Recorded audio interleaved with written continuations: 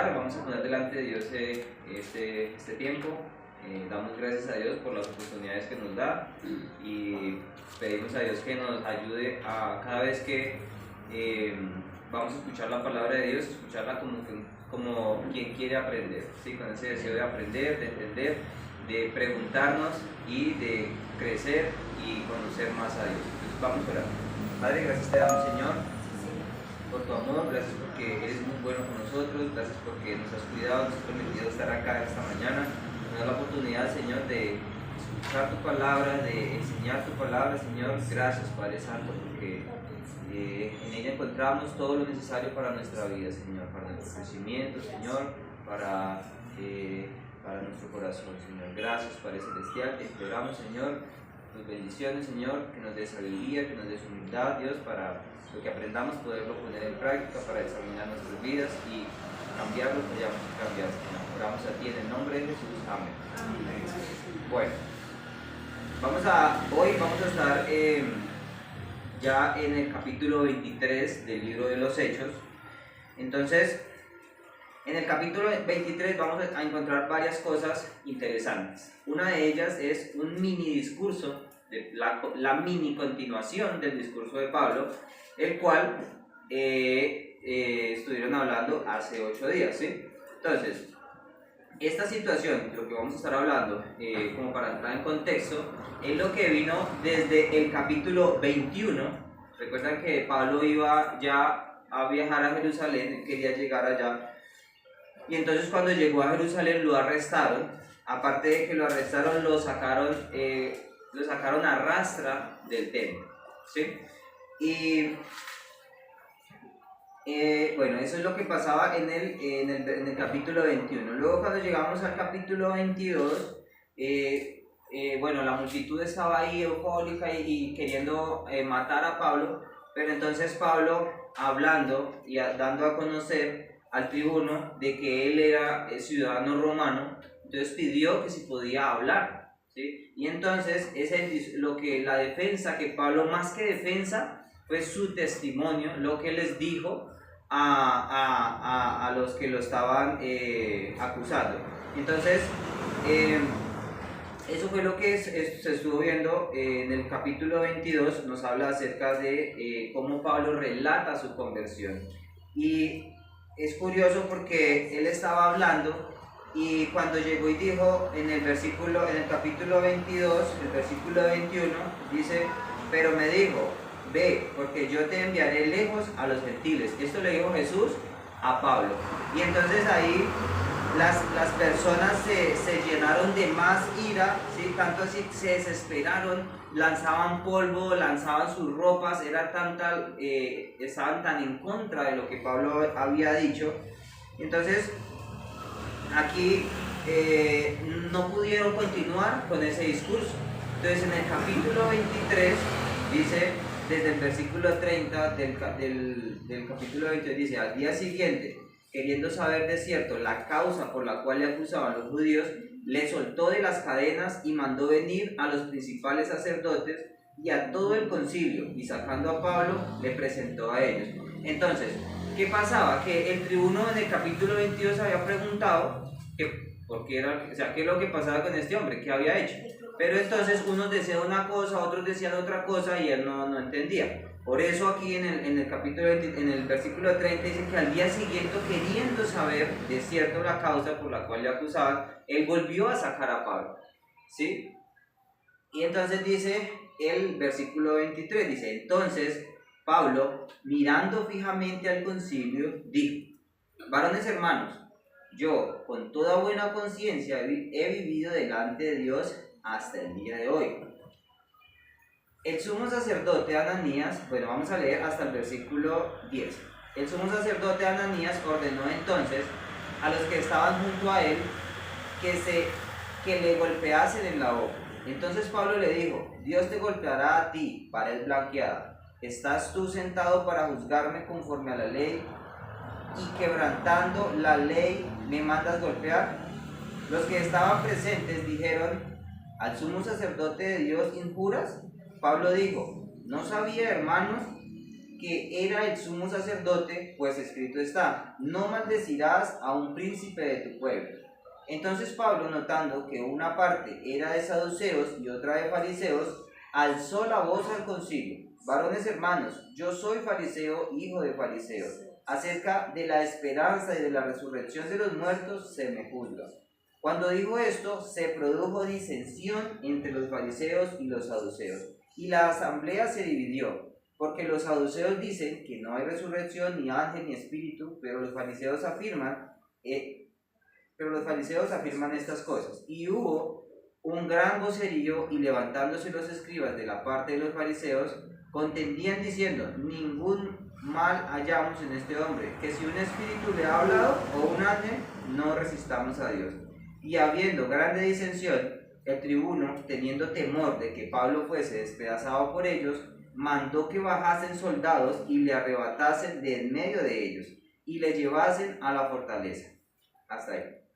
Entonces, aquí vamos a ver, como les dije antes, el mini discurso de Pablo. ¿Sí? Dijo en el versículo 1: entonces Pablo, mirando fijamente al concilio, dijo: varones hermanos, yo con toda buena conciencia he vivido delante de Dios hasta hoy. Y si nosotros vamos en otras partes de la escritura, vemos que Pablo realmente lo que está diciendo acá lo vivía así. Pablo trataba de llevar una vida íntegra, de no ser gravoso a los hermanos. Vamos a ver lo que dice allá en 2 de Corintios, el capítulo 1, el versículo 12.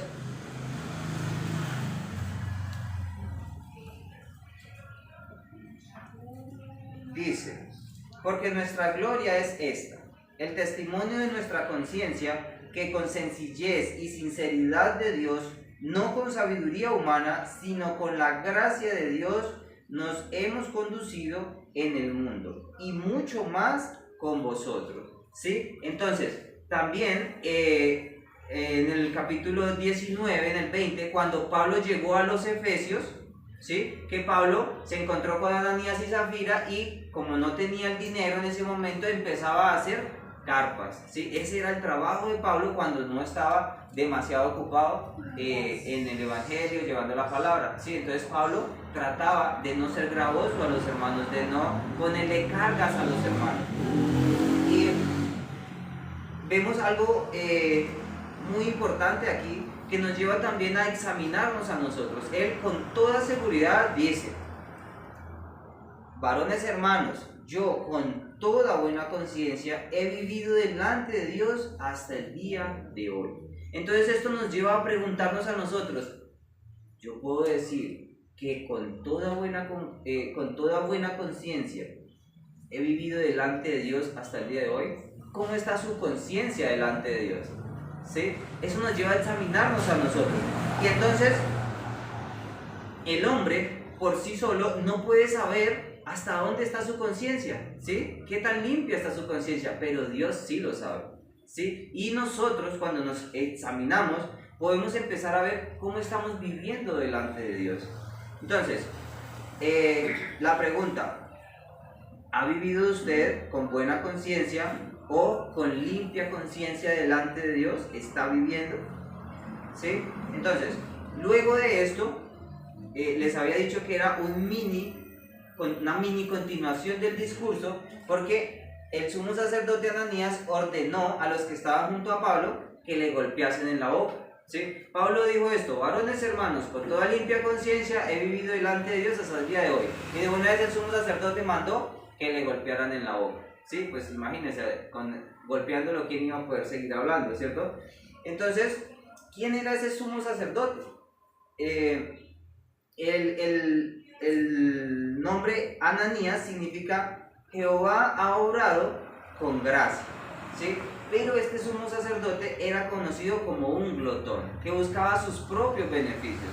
Y este hombre, más que acusando a Pablo por algo malo que Pablo había hecho, él estaba acusando a Pablo porque él creía que alguien que había dejado el judaísmo no podía decir que había vivido con limpia conciencia, ¿sí? Entonces, esto más que ser algo de la ley, algo de que hubiera quebrantado algo, era algo personal. ¿sí? Porque Pablo ahora estaba predicando de Jesús, ¿sí? Y ellos estaban en contra del Mesías porque esto hacía que no tuvieran su economía, les afectaba su economía, ¿sí?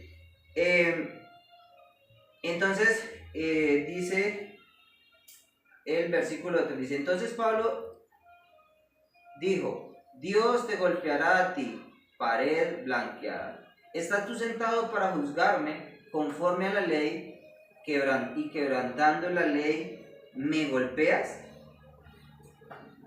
Y aquí esta frase de pared blanqueada estaba diciendo a él, le estaba diciendo hipócrita, ¿sí? Y esta era una frase bastante fuerte en el contexto judío, porque hacía ver, esta expresión era algo figurativo, que hacía ver que era una persona que se presentaba de cierta manera, ¿sí? O sea, daba una apariencia de santidad, pero por dentro había hipocresía, ¿sí? Y esta frase también la utilizó, parecida, el Señor Jesús allá con los fariseos, allá en los evangelios, en el Nuevo Testamento.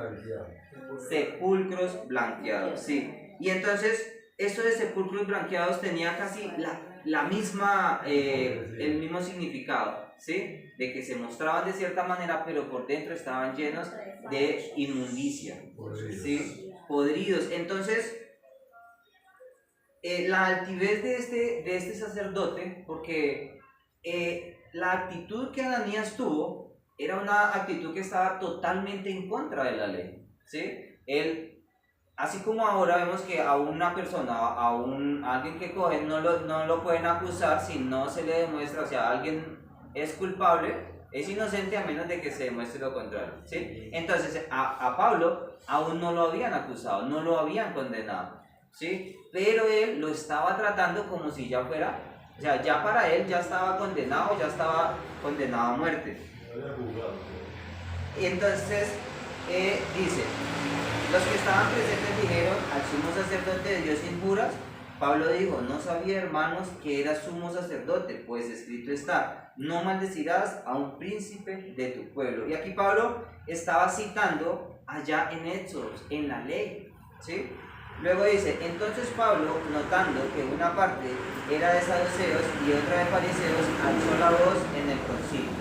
Y aquí vamos a ver las soluciones de nosotros como humanos, ¿sí? Pablo estaba ahí, analizó la situación y él ya se veía perdido, porque el sacerdote tenía una autoridad tremenda, ¿sí? Entonces, él dijo, o sea, él vio la situación y pensaría, no, ya hasta aquí llegué, ya aquí no tengo nada que hacer, pero él usó de astucia y vio que unos eran fariseos y otros saduceos. Entonces, los saduceos, como nos dice ahí, desde el versículo 6, dice, entonces Pablo, notando que una parte era de saduceos y otra de fariseos, alzó la voz al concilio.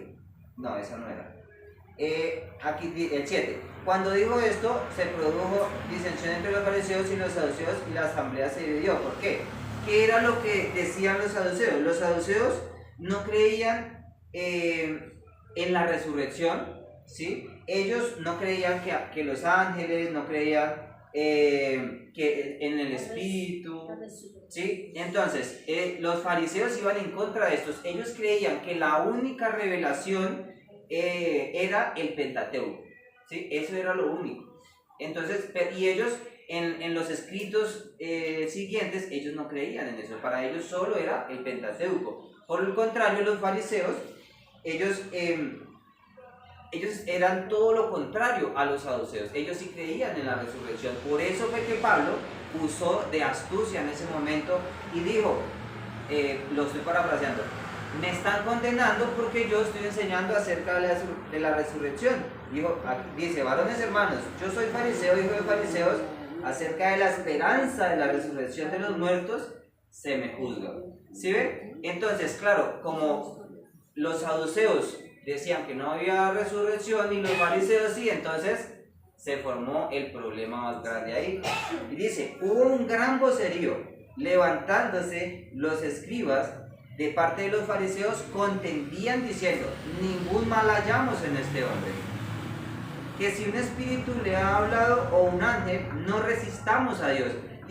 ¿Por qué dijeron esto? Porque recuerden que es lo que Pablo dijo en el capítulo 22, acerca de que Jesús se le había presentado, lo que le dijo, ¿sí? Pero entonces los saduceos, no, para ellos no creían esto, por eso se pusieron tan bravos. Dice: y habiendo gran disensión, el tribuno, teniendo temor de que Pablo fuese despedazado por ellos, mandó que bajasen soldados y le arrebatasen de en medio de ellos. ¿Qué pasaba? Que Pablo, como era ciudadano romano, los ciudadanos romanos tenían privilegios, ¿sí? Eran cuidados. Entonces, pero como estaba pasando toda esta situación, y el tribuno, pues también porque por temor al pueblo, ¿sí? Pues entonces no puede decir: no, ya lo voy a dejar libre y ya, ¿sí? Porque por las autoridades superiores podría también tener sus consecuencias. Entonces llegamos al versículo 11 y llegamos a un punto muy importante.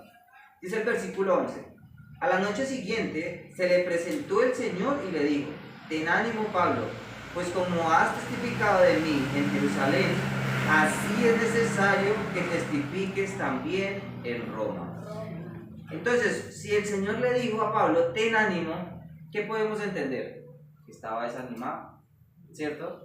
Claro, porque Pablo, en los capítulos anteriores vemos que Pablo tenía el deseo de ir a predicar el evangelio, el deseo de evangelizar, el deseo de visitar las iglesias, pero le había sido estorbado, ¿sí? Y ahora, cuando llegó a Jerusalén, todo esto que le empezó a pasar: encarcelado, golpeado, ¿sí? Injustamente, porque a Pablo le pasó como a Cristo, ¿sí? Acusaron falsamente y estaba a punto de ir a la muerte por acusaciones falsas. Entonces, dice: ten ánimo, Pablo, pues como has testificado de mí en Jerusalén, así es necesario que testifiques también en Roma. Y entonces, señora, disculpa, no sabemos si realmente Pablo tenía temor, estaba desanimado, pero el Señor, al decirle eso, ten ánimo, le estaba como confirmando y dándole esa fortaleza de que si no estaba desanimado, que no fuera a desmayar, como dice en su palabra. Entonces que él ahí estaba con él y que lo llevaría allá donde tenía que ir a cumplir esa misión a Roma, ¿no? Sí. Entonces vemos la situación que Pablo estaba pasando, encarcelado. Pablo ya, o sea, como les dije antes, prácticamente ya estaba muerto, ¿sí? Ya estaba condenado a la muerte, ¿sí? Y aquí vemos que Dios cumple sus propósitos, ¿sí? Dios cumple lo que Él tiene para cada persona, ¿sí? A veces nosotros en nuestra vida nos sentimos desanimados, ¿sí? No, pero ¿yo qué estoy haciendo? ¿Pero para dónde voy? ¿Pero qué hago? ¿Sí ve? Y si usted hoy también se siente desanimado, Dios está ahí para ayudarle, para fortalecerle, así como hizo con Pablo. Y esta palabra, ten ánimo, la utilizó el Señor Jesucristo también allá con sus apóstoles muchas veces. Por ejemplo, allá en Mateo, el capítulo 14,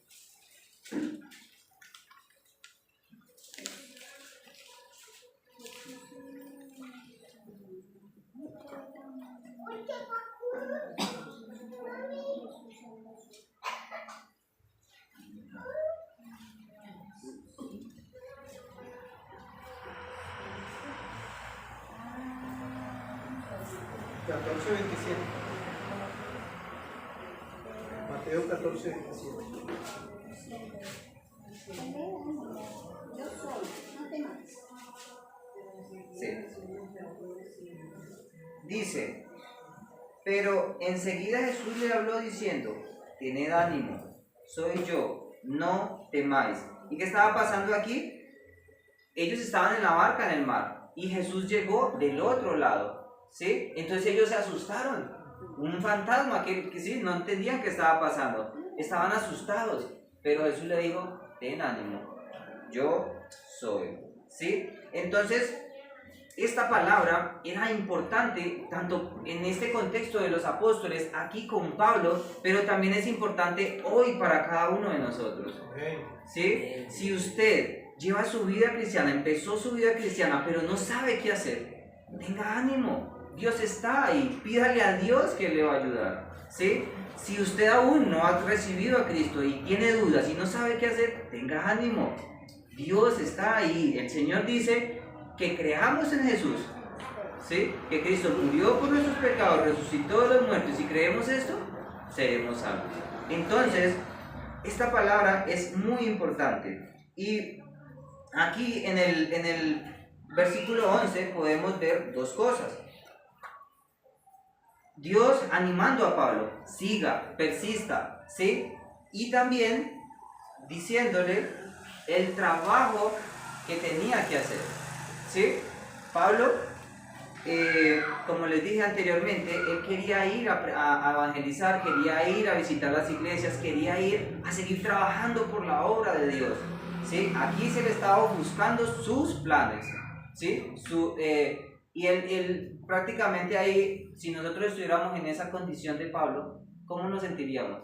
No, hasta aquí, ya no hay más nada que hacer, ¿o no? ¿Cierto? Ya listo, ya no hago más porque ¿para qué? Sí, con ese sumo sacerdote que mejor dicho lo odiaba bastante, nomás no podía, pues no iba a hacer nada. Pero Dios aquí le está confirmando cuál es su propósito. Dice, ten ánimo Pablo, pues como has testificado de mí en Jerusalén, así es necesario que testifiques también en Roma, ¿sí? Entonces, ahora necesito que vaya allí. Así que todo lo que pase, no se preocupe, ¿sí? Está pasando situaciones, está pasando esto, pero Él tiene un propósito. Y pase lo que pase, si Dios dice que va a ser así, así va a ser, ¿sí? Entonces, Pablo tenía que ir y predicar el evangelio a Roma, siendo testigo del Señor. Y esto ya lo había hecho antes aquí mismo en esta ciudad, en Jerusalén. Y también vemos que durante los 3 viajes misioneros que lo estuvimos viendo anteriormente en Hechos, Pablo iba testificando, iba hablando de Cristo, y multitudes de personas se convertían al Señor, ¿sí? Y luego de eso iba reconfirmando, ¿sí? Y yendo nuevamente, y predicando a otros lugares. Esto era ahora lo que Pablo tenía que hacer. Entonces, si Pablo en algún momento había deseado ir a Roma, pues aquí del versículo 11 vemos que le estaba siendo confirmado, ¿sí? Y aquí podemos sacar algo también para nosotros, porque a veces nosotros tenemos planes y propósitos, ¿sabe? Pero ¿cuándo sabemos que Dios nos lo confirma? ¿Lo hacemos bajo la voluntad de Dios o en nuestros afanes? ¿Sí? Entonces aquí es donde llega también la paciencia y la confianza en Dios, de esperar y orar a Dios y buscar esa confirmación del Señor, ¿sí? Entonces, luego de esto, vemos a partir del versículo 12 el complot para matar a Pablo, ¿sí? Mira, Julián, que verdad que en el proceso de lo que es la vida, como la de Pablo, la de uno, ¿no? Porque dice que todos los que quieran vivir piadosamente en Cristo Jesús padecerán persecución, ¿no? Ahí le estaba dando el mismo canto que le había dado, ¿no? Ahí se le está recordando lo malito que fue en su proceso cuando perseguía a los cristianos, ¿no? Y que la misma corte que lo estaba mandando a bofetear y a castigar, era lo que él hacía, ¿no? Sí. O sea que yo no miro a Pablo, yo miro a Pedro, a mí, era mi persona. Lo malo que uno fue y lo que renegó contra la vida, y en ese momento se puede hacer a Cristo, y hasta que uno se lo apreciaba hasta de su familia, por seguir a Cristo. Pero bueno, eso es una cosa. Amén. Sí, claro que sí, porque vemos como aun cuando Esteban, y él mismo lo dijo antes también, él estaba ahí presente, todo lo que le estaban haciendo a Esteban, y a otros también. Entonces, es muy importante que nosotros podamos ver la vida de estos grandes hombres y tomar para nosotros qué podemos nosotros aplicar a nuestra vida, qué de esto nos fortalece a nosotros, nos ayuda a nuestra vida de creyentes, de hijos de Dios, a crecer, a dar más para Dios, no para las personas, para que se llenen de dinero, no porque es que le voy a dar al pastor, no, porque lo damos es para Dios, ¿sí? Entonces, vemos a partir del versículo 12 el complot contra Pablo.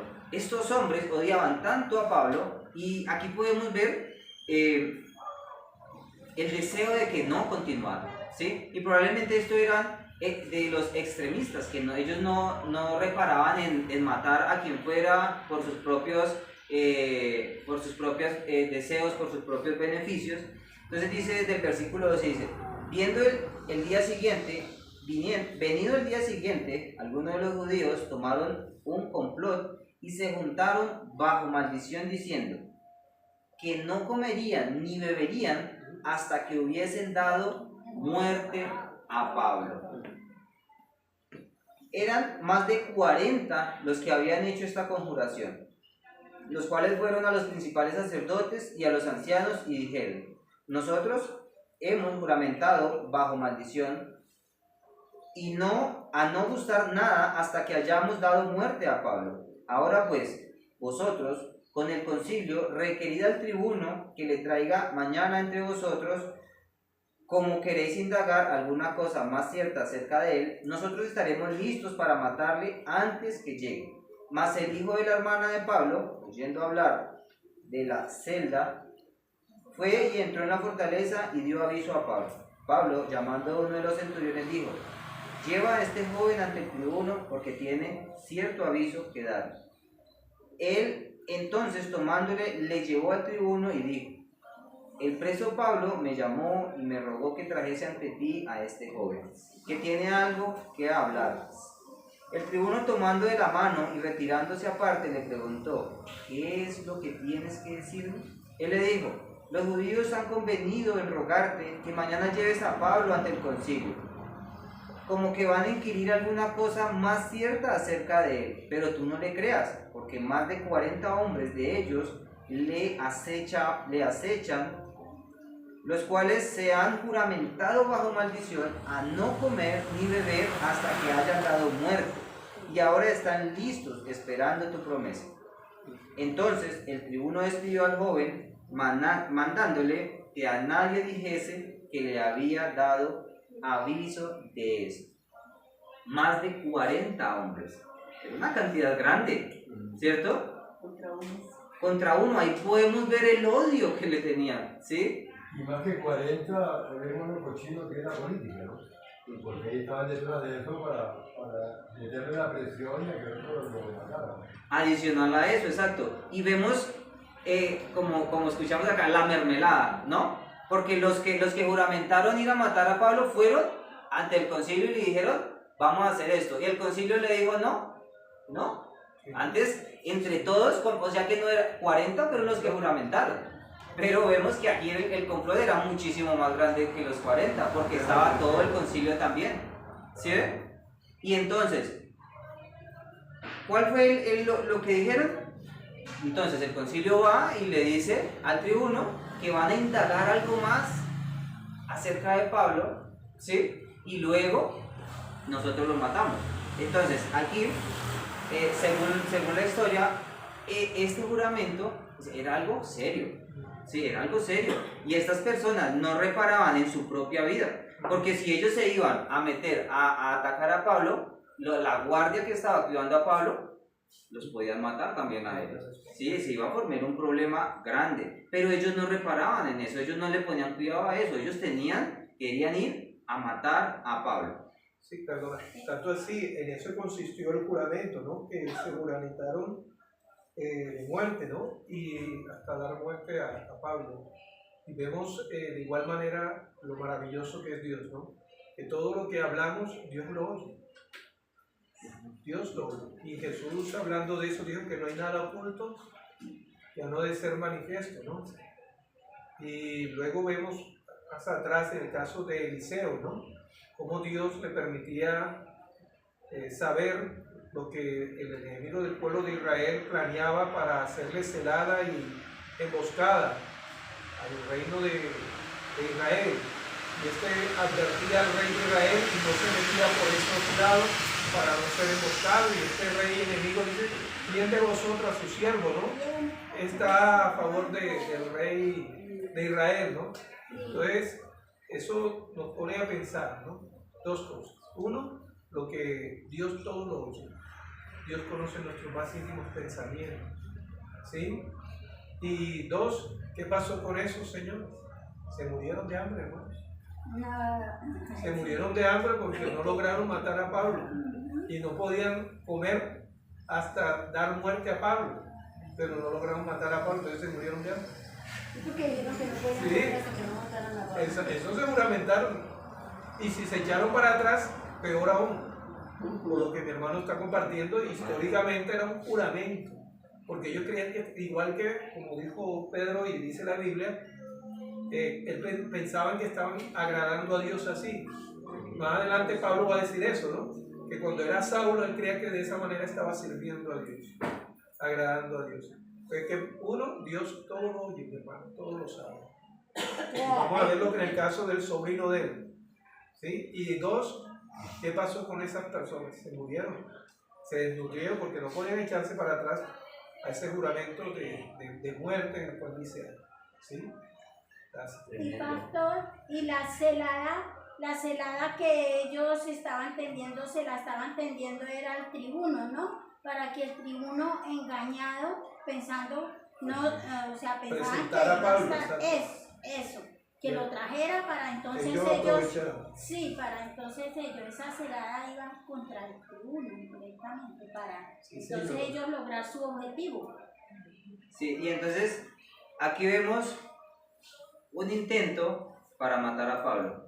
Y recuerdan que anteriormente, en los capítulos anteriores, cuando Pablo estaba en Corinto, que él iba a pasar directamente a Jerusalén, también hubo un complot ahí para matar a Pablo. Y entonces, ¿qué pasó? Dios le mostró a Pablo, ¿sí? De qué era lo que iba a pasar. Entonces Pablo se devolvió otra vez y dio la vuelta, ¿cierto? Entonces, aquí nosotros vemos cómo Dios cumple sus planes, Dios cumple sus propósitos. Y podemos ver con el sobrino de Pablo, que uno dirá, uy, pues qué casualidad, de buenas que estuvo el sobrino ahí para escuchar y ir a avisarle, ¿cierto? Pero no, es Dios estorbando los planes de los hombres que querían, que querían obstruir el plan de Dios y llevando a cabo su propio plan. Y entonces, esto también nos muestra a nosotros, aún también más adelante, ya luego lo llevaron, dice que el tribuno hizo una cantidad de soldados para cuidarlo, lanceros, soldados, ¿sí? Para cuidar a Pablo y sacarlo de noche. El tribuno en su propio afán, en su propio pensamiento, en su carne, dijo, no, llevémoslo porque esto va en serio, ¿sí?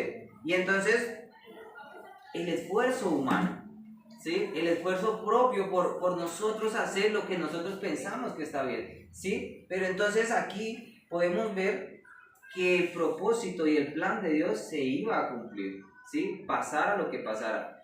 Si esto no fuera el plan de Dios, ¿sí? De que Pablo continuara y que Pablo siguiera viviendo, así hubieran tenido 1000 hombres, lo hubieran matado, ¿sí? Pero como era el plan de Dios, ¿sí? Dios tenía su propósito, Dios hizo todo y Pablo pudo vivir. Luego fue llevado ante Félix, el gobernador, ¿sí? Y aquí el tribuno le escribió la carta a Félix y todo, y cuando Pablo fue llevado donde Félix, aquí empezó ya un proceso en Cesarea, ¿sí? Y aquí él va a durar un promedio más o menos de 2 años, eso ya lo vamos a ver más adelante, ¿sí? Pero entonces el gobernador Félix, él tenía la jurisdicción y el poder para juzgar a Pablo ya definitivamente o para ya darle libertad. ¿Qué podemos ver también aquí? Que él, y pues también el propósito de Dios, lo puso, dice en el versículo 30, dice, pero al ser avisado de las acechanzas de los judíos, había tenido contra este hombre al punto, le he enviado a ti intimando también a los acusadores, esto era lo que le estaba diciendo el tribuno, también a los acusadores que traten delante de ti lo que tengan contra él, pásalo bien. Y los soldados, tomando a Pablo como se les ordenó, le llevaron de noche a Antipartes. Y al día siguiente, dejando a los jinetes que fuesen con él, volvieron a la fortaleza. Cuando aquellos llegaron a Cesarea y dieron la carta al gobernador, presentaron también a Pablo delante de él. Y el gobernador, leída la carta, preguntó de qué provincia era, y habiendo entendido que era de Cilicia, le dijo: te oiré cuando vengan tus acusadores, y mandó que le custodiasen en el pretorio de Herodes. El pretorio de Herodes era un lugar muy seguro, ¿sí? Entonces, este hombre mandó a Pablo a un lugar muy seguro, ¿sí? Hasta que vinieran los acusadores. ¿Y qué va a pasar con los acusadores? Venga dentro de 8 días que vamos a continuar. Entonces, ¿qué nosotros podemos ver aquí?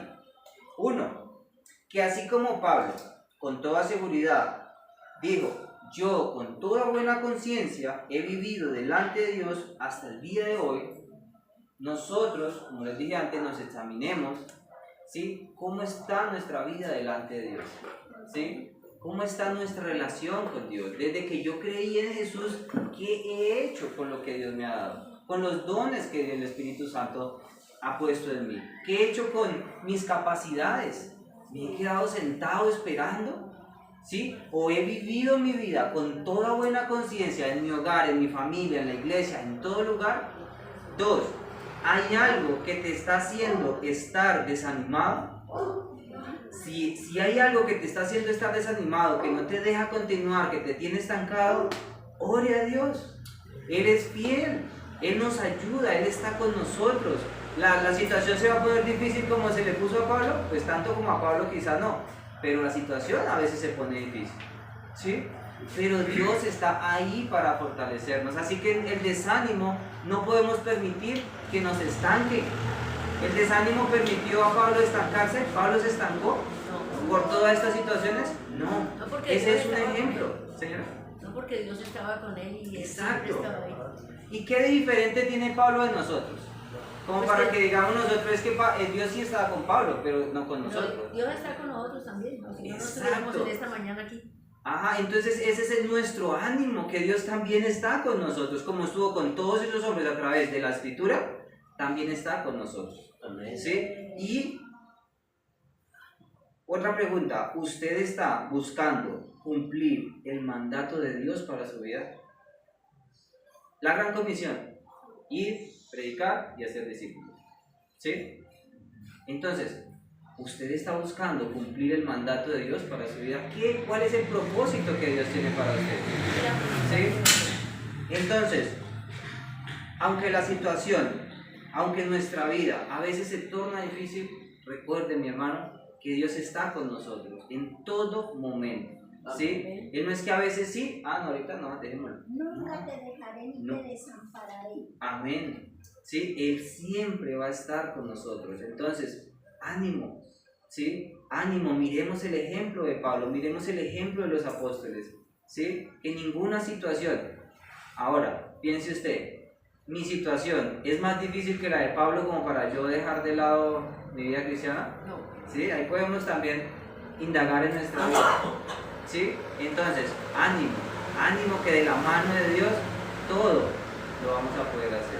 ¿Sí? En la voluntad de Lo que Dios. pasa es que cuando uno mira egoístamente el interior de uno, cree que el problema de uno no es el problema de los demás. Entonces, el mismo Pablo nos sacó la frase para seguir adelante: que yo no puedo mucho, que me fortalece. Él sabía que al otro día le iban a pasar el pasar, ¿no? Entonces, en el proceso de la vida, en medidas de circunstancias, si es más difícil la de él que la mía, pero el desánimo, el temor, la soledad, la angustia, el querer comer y no te provoca, todo eso lo mismo sintió, porque somos carne. Ahora llegar al proceso de querer orar para llegar a Cristo no es fácil, porque sabemos que la guerra no es contra sangre y carne, son contra huestes espirituales. Entonces ahí está en el proceso lo que uno se puede aferrar arrodillado, llorando, desvelado, pero sí, Cuestiones personales siempre ha habido una victoria y sobre la Señor. Amén. Sí, lo más importante es eso. Primero, dar el primer paso y aferrados de la mano de Dios. Oremos. Padre Celestial, gracias te damos, Señor, por tu amor, por tus bendiciones. Gracias, Señor, por tu palabra. Gracias, Señor, por esos ejemplos de vida que vemos, Señor, a través de las Escrituras. Dios, gracias, Señor Jesús, por esa salvación tan grande, por ese regalo que nos has dado. Te pedimos, Señor, que nos ayudes a vivir para ti, a que en nuestro corazón todos los días esté el deseo de servirte, de agradarte a ti, Señor, a que cada día, Señor, seamos esforzados, Señor, para servirte, para obedecer tu palabra, Señor. Gracias, Dios, en tu Jesús oramos. Amén. Amén.